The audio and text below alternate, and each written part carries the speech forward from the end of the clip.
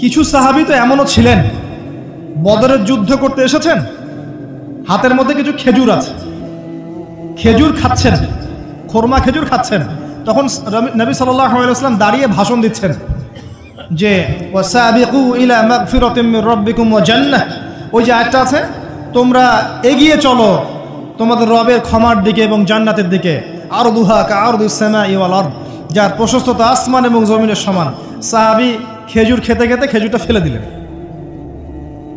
আরেকজন সাহাবী জিজ্ঞাসা করলেন যে খেজুরটা ফেলে দিলেন কেন? তিনি বলছেন এই খেজুরগুলো খেতে অনেক সময় লেগে যাবে। নবী সাল্লাল্লাহু আলাইহি ওয়াসাল্লাম এমন কথা বলেছেন, এটা শোনার পরে আমি আর এক সেকেন্ড নষ্ট করতে যাচ্ছি না। খেজুর ফেলে দিয়ে যুদ্ধে ঝাঁপিয়ে পড়লেন, দেন শহীদ হয়ে জান্নাতে চলে গেলেন। তারাও তো মৃত্যুর স্বাদ গ্রহণ করেছেন, তাই না? আরেকজন ইহুদি ব্যক্তি উহুদের যুদ্ধের দিন সকালবেলা মুসলিম হয়েছে। ইহুদিরা তো আমাদের চিরশত্রু, আপনারা জানেন। এটা জানার জন্য ডক্টরেট করার দরকার নেই, থিসিস করার দরকার নেই। প্যালেস্টাইনের দিকে তাকান, বুঝতে পারবেন। ফিলিস্তিনকে দেখেন, বুঝতে পারবেন। যাই হোক, একজন ইহুদি যুবক সকালবেলা উহুদের মাঠে আসছেন, এসে জিজ্ঞাসা করছেন যে আমার আগে কি করা উচিত, আগে কি আমি যুদ্ধে যাব না আমি আগে মুসলিম হব? সাহাবীরা তাকে বললেন আগে কালিমা শাহাদাত পড়, তারপরে উহুদের মাঠে আসো। সে এসেছে এই কারণে যে নবী সাল্লাল্লাহু আলাইহি ওয়াসাল্লাম মদিনায় আছেন, মদিনায় আরও ইহুদিরা আছে। ইহুদিরাই আগে বলতো শেষ জামান একজন নবী আসবেন যার নাম হবে আহমদ। সব মিলে গেছে, তারপরেও তারা গ্রহণ করছে না। কিন্তু এই ছেলে সত্য চিনতে পেরেছে, সে চলে আসছে সত্যের কাছে, এসে ইসলাম কবুল করে যুদ্ধ করলো, শহীদ হয়ে গেল। নবী সাল্লাল্লাহু আলাইহি ওয়াসাল্লাম দেখলেন তার লাশটা, দেখে বলছেন এই যুবক, এই ইহুদি যুবক এখানে কি করছে? সাহাবীরা বললেন সকালবেলা মুসলিম হয়েছে, যুদ্ধ করে শহীদ হয়ে গেছে ইয়া রাসূলুল্লাহ। নবীজি বললেন সাল্লাল্লাহু আলাইহি ওয়াসাল্লাম আমিলা কলিল উজরা কাসীর, সে অল্প আমল করলো কিন্তু বিশাল পুরস্কার পেয়ে গেল। জীবন তো তাদেরও ছিল। এটা তো সশস্ত্র যুদ্ধের কথা বাদ দেন, নরমালি সুমাইয়া রাদিয়াল্লাহু আনহা, আবু জাহেল তাকে নির্যাতন করছে, তার লজ্জাস্থানে বর্ষা ঢুকিয়ে দিয়ে, চিন্তা করতে পারেন, লজ্জাস্থানে বর্ষা নিক্ষেপ করে হত্যা করলো। সুমাইয়া রাদিয়াল্লাহু আনহা দেখতে কালো বর্ণের, চেহারা সুন্দর নয়, হয়তো বা আপনার মতো সুন্দর নয়, জান্নাতে এখন হাসছে ইনশাআল্লাহ তাআলা। তার স্বামী ইয়াসের, আবু জাহেল তাকে পিটাতে মেরে ফেললো, সে মারা গেল, শহীদ হয়ে গেল। অনেক ওলামায়ে কেরামকে, ইমাম, মুস্তাহিদ, মুহাদ্দিস দেখবেন সারাটা জীবন এত মেহনত করেছেন দ্বীনের জন্য, বিয়ে শাদী করার সময় পান নাই, এমনও আছেন ইমাম এবং মুহাদ্দিস। জীবন তো তাদেরও ছিল। শুধু সাহাবী কেন, তাবেঈদের দিকে তাকান, তাবেঈন তাকান, আমাদের চার ইমামের দিকে তাকান। আবু হানিফা রাহিমাহুল্লাহ শেষ বয়সে জেলখানায়, কথিত আছে বিষ প্রয়োগে তাকে হত্যা করা হয়েছে। তার টাকার অভাব ছিল না, তিনি কিন্তু আমার মতো হতদরিদ্র ছিলেন না। আল্লাহ পাক তাকে সম্পদও দিয়েছিলেন, সমস্ত সম্পদ বিলিয়ে দিয়েছেন দ্বীনের জন্য। ইমাম শাফিঈ রাহিমাহুল্লাহ, তার দিকে তাকান। আহমদ বিন হাম্বল রাহিমাহুল্লাহ, তার দিকে তাকান। তাকে পিটানো হচ্ছে আর বাগদাদের রাস্তায় ঘোরানো হচ্ছে, কারণ সমাজের মানুষ ফতোয়া দিয়েছে একটা, তিনি ফতোয়া দিচ্ছেন আরেকটা। ওই যে হিল্লা প্রথা আর ঠিকা বিবাহ নিয়ে আর কি। তিনি বলছেন ইলামু ইয়া আহলা বাগদাদ, হে বাগদাদের মানুষরা জেনে রাখো যে আমি কোশ্চিনকালেও এই প্রথাকে জায়েজ করলাম না। তোমরা চিনে রাখো যে আমার নাম আহমদ। জীবন তাদেরও ছিল।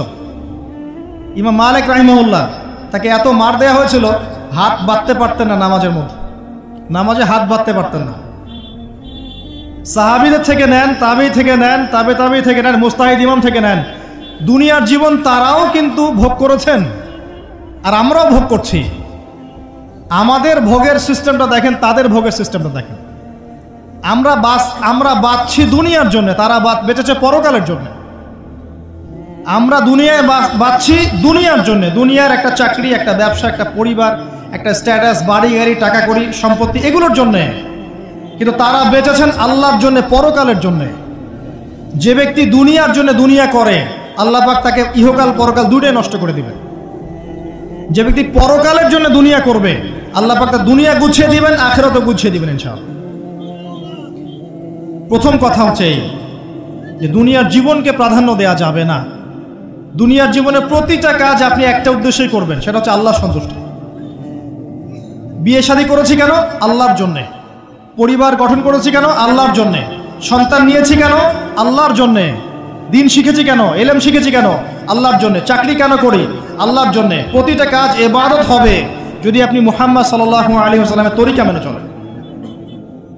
একটা বিষয় বোঝার বাকি আছে আমাদের, দুনিয়ার জীবনটা 1 সেকেন্ডের জীবন। আল্লাহ পাক সূরা হাদীদের মধ্যে বলেছেন, ই'লামু আন্নামাল হায়াতুদ দুনিয়া লা'iবুন ওয়া লাহু ওয়া যিনাতুন ওয়া তাফাখুরুন বাইনাকুম ওয়া তাকাসুরুন ফিল আমওয়ালি ওয়াল আওলাদি কামাসালি গায়যিন আ'জাবাল কুফফারা নাবাত ثم يهيج فتراه مصفرا ثم يكون حطاما وفي الآخرة عذاب شديد ومغفرة من الله ورضوان وما الحياة الدنيا إلا متاع الغرور। আল্লাহ পাক বলছেন, জেনে রাখো তোমরা সবাই এই জমিনবাসী, এই দুনিয়ার হায়াতটা খেলা। খেলা মানে কি দেখেন, ছোট্ট বাচ্চারা খেলা ছাড়া কিছু বোঝে? ওর কাছে দুনিয়া ওইটাই। দুনিয়ার প্রথম স্টেজ খেলা। ওয়াল্লাহু একটু বড় হবে, যখন কিশোর হবে, ওর কাছে ঠাট্টা হাসি তামাশা, ডোন্ট কেয়ার, দুনিয়াতে কোনো কিছু নেই, খাওয়া দাওয়া ফুর্তি করো লাহু। আর একটু বড় হবে, ওয়া যিনাতুন তাফাখুরুন বাইনাকুম ওয়া তাকাসুর, একটু বড় হবে তখন বাড়ি গাড়ি স্ট্যাটাস সৌন্দর্য চাকচিক্য প্রতিযোগিতা, তাফাখুরুন বাইনাকুম ওয়া তাকাসুর। এভাবে দুনিয়ার জীবন যাচ্ছে। এই এক্সাম্পলটা আল্লাহ পাক দিয়েছেন এমনভাবে যে একটা ভূমি ছিল অনুর্বর, বৃষ্টি হলো, সেখানে সবুজ শ্যামল ফসল ফলল, এক পর্যায়ে ফসলটা আস্তে আস্তে হলুদ বর্ণ ধারণ করলো এবং সেটাকে কেটে ফেলা হলো, তারপর শুধু খড়কুটা বাকি থাকলো। এই হলো দুনিয়ার জীবনের এক্সাম্পল। এরপর পরকালে বাকি আছে দুইটা জিনিস, হয় ক্ষমা, রিদওয়ান মাগফিরাত ক্ষমা, অথবা আযাবুন শাদীদ। আমাদেরকে মাথায় ইনস্টল করতে হবে, দুনিয়াতে আমরা কেউ থাকতে আসি নাই। প্রথম কথা, এখানে আমরা এসেছি বড়জোর 60, 70, 100 বছরের হায়াত নিয়ে, যার মধ্যে মোটামুটিভাবে 30, 40, 50 বছর চলে গেছে, কারো 20 বছর 25 বছর চলে গেছে, বুঝতে না বুঝতেই চলে গেছে, মানে ভালো মন্দ বোঝার আগেই শেষ। যদি তার বয়স হয় 60 বছর, তাহলে এখন বাকি আছে 30 বছর। এই ব্যক্তি যদি ঠান্ডা মাথায় রাতের বেলা চিন্তা করে, এই 30 বছর যে আমার চলে গেছে, আমার অ্যাপ্রক্সিমেটলি 30 বছর বাকি আছে। বাকি আছে বুঝলাম, যা চলে গেছে, এই চলে যাওয়া 30 বছরে আমি 10 বার জেনা করেছি, 20 বার মদ খেয়েছি, ঠিক আছে, মানুষের সম্পদ আত্মসাৎ করে খেয়েছি, পরকিয়া করেছি, চুরি করেছি, ডাকাতি করেছি, মিথ্যা বলেছি, নামাজ পড়ি নাই, রোজা রাখি নাই। আমরা প্রত্যেকে যদি আমলনামা ঘাটি আজকে রাত্রে, এরকম একটা লিস্ট আমরা তৈরি করতে পারবো। আজকে রাত্রে বাসায় ফিরে গিয়ে প্রত্যেকে যদি একটা আমলনামা ঘাটতে চাই, চোখ বন্ধ করে চিন্তা করি যে এই 30 বছরে আমি কি কি করেছি, দেখবেন আপনি জেনার পাপ পাবেন, মাদকের পাপ পাবেন, অন্যের সম্পদ আত্মসাতের পাপ পাবেন, নামাজ না পড়ার পাপ পাবেন, রোজা রাখেন নাই, জাকাত দেন নাই, কোনো কোনো ক্ষেত্রে মিথ্যা বলেছেন, প্রতারণা করেছেন, মানুষের সম্পদ লুটে পুটে খেয়েছেন, অনেক কিছু করেছেন। কিন্তু আমাদের চলাফেরা দেখলে মনে হয় যে আমরা কোনো পাপ করিনি। এই জায়গায় ঠান্ডা মাথা চিন্তা করে আপনি দেখবেন পাপ 2 রকম। কয় রকম? 2 রকম। আপনি দেখবেন আল্লাহর সাথে জড়িত কিছু পাপ পাবেন, নামাজ পড়েন নাই, রোজা রাখেন নাই, মিথ্যা বলেছেন, ইত্যাদি ইত্যাদি। কিছু পাপ পাবেন আল্লাহর সাথে জড়িত, কিছু পাবেন মানুষের সাথে জড়িত। আল্লাহর সাথে জড়িত পাপগুলো ক্ষমা নেওয়া খুব সহজ। ওযু করে এসে 2টা রাকাত নামাজ পড়ে চোখের জল ফেলে দিয়ে, চোখের পানি ফেলে দিয়ে আল্লাহর কাছে হাত তুলে খালি যদি বলে আল্লাহুম্মা আনতা রব্বি, বলেন আল্লাহুম্মা আনতা রব্বি লা ইলাহা ইল্লা আনতা খলাকতানি আনা আবদুক ওয়া আনা আলা আহদিক ওয়া ওয়া'দিকা মাস্তাতা'তু আউযু বিকা মিন শাররি মা সানা'তু আবুউ লাকা বিনি'মাতিকা আলাইয়া ওয়া আবুউ বিযানবি ফাগফিরলি ফাইন্নাহু লা ইয়াগফিরু যুনুবা ইল্লা আনতা। এটা না পারেন, অ্যাটলিস্ট আস্তাগফিরুল্লাহাল্লাযী লা ইলাহা ইল্লা হুয়াল হাইয়ুল কাইয়ুম 3 বার চোখের পানি ফেলে দেন, আল্লাহর কাছে ওয়াদা করেন আল্লাহ যা করেছি ছেড়ে দিব, আগামী যতদিন বেঁচে থাকবো কোরআন এবং সুন্নাহর বাইরে এক চুল যাব না ইনশাআল্লাহ। এবং আগামী দিনগুলোতে আল্লাহ পাক তোমার আদেশ যখন যেভাবে আসবে আমি পালন করব ইনশাআল্লাহ। যদি আল্লাহ পাক মনের মধ্যে খুলুসিয়াত দেখেন যে তাওবাতান নাসুহা করছে, মন থেকে তওবা করছে, আল্লাহ পাক আপনার সমস্ত গুনাহগুলোকে নেকিতে কনভার্ট করতে পারে। আল্লাহ পাক শুধু গুনাহ মাফ করবেন তা নয়, আল্লাহ পাক গুনাহগুলোকে নেকি দিয়ে পরিবর্তন করতে পারে। আমি দলিল দিচ্ছি, ইল্লা মান তাবা, সূরা ফুরকান পড়ে দেখেন, তারা ব্যতীত যারা তওবা করলো, ওয়া আমানা ওয়া আমিলা আমালান সালিহা, এবং যারা ঈমান এনেছে এবং সৎ আমল করলো, উলাইকা ইউবাদদিলুল্লাহু সাইয়্যাতিহিম হাসানাত, আল্লাহ পাক এই সব মানুষের গুনাহগুলোকে নেকি দিয়ে পরিবর্তন করে দিবেন ইনশাআল্লাহ। আমাদের নবী মুহাম্মদ সাল্লাল্লাহু আলাইহি ওয়াসাল্লাম দিনে 70 বার, কোন কোন বর্ণনা এসেছে 100 বার তওবা করতেন। 100 বার পড়তেন আস্তাগফিরুল্লাহ ওয়া আতুবু ইলাইহি, আস্তাগফিরুল্লাহ ওয়া আতুবু ইলাইহি। যার আগের কোনো পাপ নাই, পিছনের কোনো পাপ নাই, দিনে 100 বার তওবা করতেন। আমরা একটা রাত এভাবে চিন্তা করেছি যে আমার পাপ কি কি? আজকে রাত্রে গিয়ে চিন্তা করেন, দেখবেন আপনি একটা পাপে পরিপূর্ণ একটা আমলনামা পাবেন। এবার আপনি চিন্তা করেন যে আপনি যদি আগামী 30 বছর বাঁচেন বা 40 বছর বাঁচেন, এই সময়টাকে আপনি কিভাবে মূল্যায়ন করতে চান? প্রথম একটা মূলনীতি বলেছে, দুনিয়ার জীবনকে প্রাধান্য দেয়া যাবে না। ওয়া মা হাযিহিল হায়াতুদ দুনিয়া ইল্লা মাতাউল গুরুর, সম্পূর্ণ মরীচিকা। মরীচিকা দেখেছেন? দুনিয়ার জীবন যে কি জিনিস, যারা আল্লাহর পথে পরীক্ষার সম্মুখীন হয়েছে ওরা জানে, মানে কিচ্ছু না, মানে মুহূর্তে আল্লাহ পাক ইহকাল পরকালের ফয়সালা করে ফেলবে। আমরাও বুঝবো, এটা আমরা বুঝবো না এমন নয়।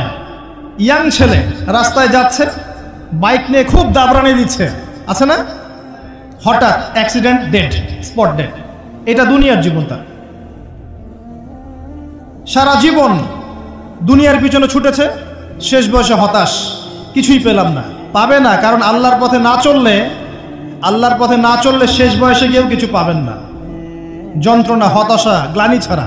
তখন দেখবেন আত্মহত্যা করে শেষ, ডেড। একটা কথা বলছিলাম যে আপনি চলার পথে কোরআন সুন্নাহর প্রতিকূলে আমল, আকীদা, মানহাজ, মুআমালাত এগুলো দেখলে কি করবেন? কোরআন সুন্নাহকে অগ্রাধিকার দিবেন নাকি চলমান বিষয়কে অগ্রাধিকার দিবেন? ইবাদত করতে এসে দেখছেন আমলের নামে বেদাত চলছে, কি করবেন? বেদাতীদের সাথে আপোষ করবেন না কোরআন সুন্নাহয় ফিরে আসবেন? আপনি তাওহীদের ক্ষেত্রে দেখছেন মানুষ ইসলামের নামে শিরক করছে, এখন আপনি কি সংখ্যাগরিষ্ঠ মানুষকে অগ্রাধিকার দিবেন না কোরআন সুন্নাহর কাছে আসবেন? অর্থনৈতিক জীবনে গিয়ে দেখছেন মানুষ বেশিরভাগই হারাম রিজিক খাচ্ছে। এখন আমি যদি বলি যে দুনিয়ার জীবনে টিকে থাকতে হলে আমাকে এগুলোতে গায়ে আপোষ করে চলতেই হচ্ছে, তাহলে কিন্তু কোশ্চিনকালেও কোরআন সুন্নাহকে প্রাধান্য দেয়া হলো না। তখন আপনি কি করবেন? পরিবার চালাতে গিয়ে দেখছেন যে পরিবারের বেশিরভাগ লোক আপনার কথা শোনে না। আপনি কোরআন এবং সুন্নাহকে দিয়ে পরিবার চালাতে চান, তারা পশ্চিমা সংস্কৃতি দিয়ে পরিবার চালাতে চায়, হিন্দি সিরিয়াল দিয়ে, গান বাজনা, ডুগি তবলা এগুলো দিয়ে। বেনামাজি, নামাজ রোজার খবর নাই, তালিম নাই, ইসলামিক নৈতিকতা নাই, কিচ্ছু নাই, জীবনের কোনো উদ্দেশ্যই নাই। এরকম পরিবার নিয়ে আপনি চলছেন, কি করবেন? কাকে প্রাধান্য দিবেন? খুব ডিফিকাল্ট প্রশ্নগুলো কিন্তু, এবং এগুলো প্র্যাকটিক্যাল, এগুলো হচ্ছে। এখন চাকরি খুঁজতে গেছেন, আপনি দেখছেন যে ঘুষ না দিলে চাকরি পাচ্ছেন না, কি করবেন আপনি তখন? পড়াশোনা করতে গেছেন, ছেলে মেয়ের ফ্রি মিক্সিং, জেনা ছাড়া পড়াশোনাই করতে পারছেন না, কি করবেন তখন? ইউনিভার্সিটিতে গেছেন, ইউনিভার্সিটির পরিবেশগুলো দেখছেন, ইসলাম কোথায় আর ইউনিভার্সিটি কোথায়, কি করবেন আপনি তখন? প্রত্যেকটা জায়গায় আপনাকে সিদ্ধান্ত নিতে হবে যে আমি প্রতিটা জায়গায় কোরআন এবং সুন্নাহর সাথে আপোষ করব নাকি চলমান এই জাহিলিয়াতের সাথে আপোষ করব, কোনটা করব? বিশ্বাস করেন, যখন আপনি মনের মধ্যে এই চেতনা লালন করতে পারবেন এবং আল্লাহ আপনাকে হেদায়েত দিবেন যে হ্যাঁ কোরআন সুন্নাহই সমস্ত সমস্যার সমাধান, এবং এর মধ্যে আল্লাহ পাক প্রতিটা বিষয়ের সলিউশন নাজিল করেছেন, আপনি মেনে নেবেন, চলবেন, তখন আপনি বাধা পাবেন, প্রচুর বাধা পাবেন।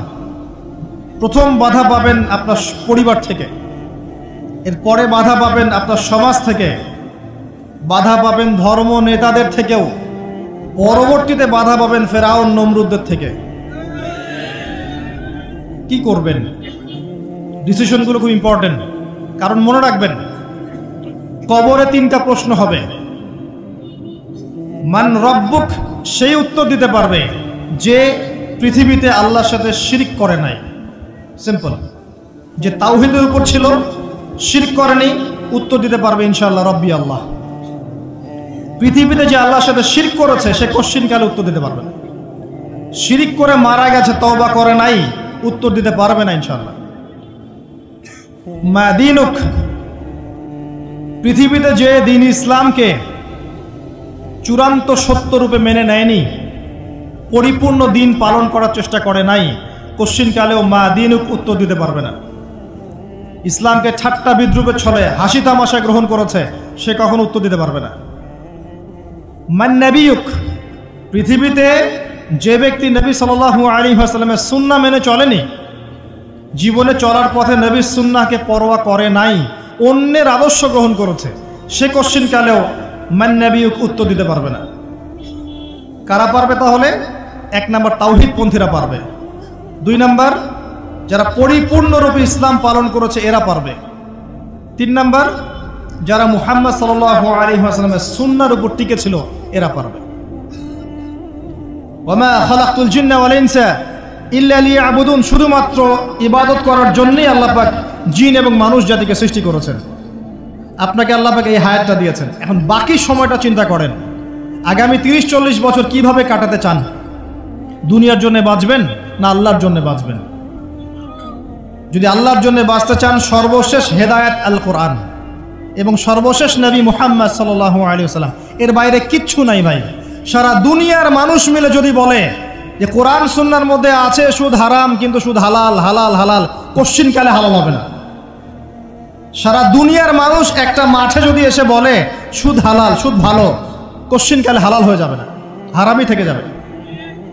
সারা দুনিয়ার মানুষ যদি বলে পর্দা করার দরকার নাই, এটা সেকেলে সেকেলে সেকেলে, এটা সেকেলে হয়ে যাবে না, এটা ফরজ থেকে যাবে। কিচ্ছু নাই কোরআন সুন্নাহর বাইরে, কিচ্ছু নাই। যা আছে দেখছেন বোগাস, যার কোনো ভিত্তি নাই, মানুষের মন গড়া প্রবৃত্তির অনুসরণ। এখন আপনি যখন কোরআন এবং সুন্নাহর কাছে আসতে চাইবেন, তখন কিন্তু আপনি চতুর্দিক থেকে বাধা পাবেন। এই পথ চলাটা এত সহজ হবে না। হ্যাঁ, কাদের জন্য সহজ হবে? যারা প্রোটেস্ট্যান্ট মুসলিম হবে। কি মুসলিম? প্রোটেস্ট্যান্ট মুসলিম। এটা কেমন? মানে ওটাও ঠিক এটাও ঠিক, সুদ খেলেও হয় না খেলেও হয়, পর্দা করলেও হয় না করলেও হয়, নামাজ পড়লেও হয়, মাঝে মাঝে ছাড়লেও হয়, যাকাত দিলেও হয় না দিলেও হয়। মডারেট প্রোটেস্ট্যান্ট মানে কোরআন সুন্নাহয় যা আছে এগুলো খুব কঠিন মনে হয়, এটা মৌলবাদী মৌলবাদী মনে হয়, এগুলো মানলে তো এই যুগে চলা যায় না, এগুলো ওই যুগের জন্যে, এরকম ভার্সনে যারা চিন্তা করবে তাদেরকে কষ্ট পেতে হবে না। তারা দেখবেন কষ্ট না করেই দুনিয়ার জীবন কাটিয়ে দিচ্ছে, ওদের কোনো বাধা বিপত্তি আসবে না। আপনি যখন কোরআন সুন্নাহকে আঁকড়ে থাকবেন, কেমন করে আঁকড়ে থাকবেন? মারির দাঁত দিয়ে কামড়ে থাকবেন, নবীজি বলেছেন। মারির দাঁত দিয়ে কামড়াতে বলেছেন, সামনের দাঁত দিয়ে কামড়ালে ছটকে যাবে, টান দিলে ছিঁড়ে যাবে। মারির দাঁতে কামড় দিলে টান দিলে সহজে ছিঁড়বে না। এভাবে থাকলে আপনার বাধা আসবে। এখন আপনার সামনে দেখবেন আপনি কিছু ফিতনা এবং কিছু সলিউশন। আপনি নিয়াত করেছেন যে আপনার যে গুনাহগুলো হয়েছে এগুলো থেকে আপনি তওবা করবেন ইনশাআল্লাহ, আগামী দিনগুলো আপনি কোরআন এবং সুন্নাহ অনুসারে চলবেন। এই কথার সাথে একমত আছেন তো? এখন চলতে গিয়ে দেখবেন যে আপনি কিছু স্পষ্ট বিষয় দেখতে পারবেন যেগুলোর সাথে আসলে কোরআন সুন্নাহর খুব একটা মিল পাওয়া যাবে না। আপনি দেখবেন স্পষ্ট শিরক করছে মুসলিমরা, আপনি দেখবেন স্পষ্ট বেদাত করছে, আপনি দেখবেন হারাম খাচ্ছে। মুসলিম যুবকরা মাদক, পর্নোগ্রাফি, জেনা, ফ্রি মিক্সিং, আপনার জুয়া, ক্যাসিনো, এই যে আপনার টিকটক প্রজন্ম, এগুলো নিয়ে ব্যস্ত আছে। আপনি স্পষ্ট দেখবেন মেয়েরা বেহায়ের মতো ঘুরে বেড়াচ্ছে। আপনি স্পষ্ট দেখবেন যে আপনি হালালে থাকলে চাকরি পাচ্ছেন না। আপনি স্পষ্ট দেখবেন পরিবারের লোকজন কথা শোনে না। আপনি এমনও দেখবেন ওলামায়ে কেরামের মাঝে ঐক্য নাই। এমন দেখবেন। আপনি এমনও দেখবেন যে মানুষ দিনকে দুনিয়ার বিনিময়ে বিক্রি করে দিচ্ছে।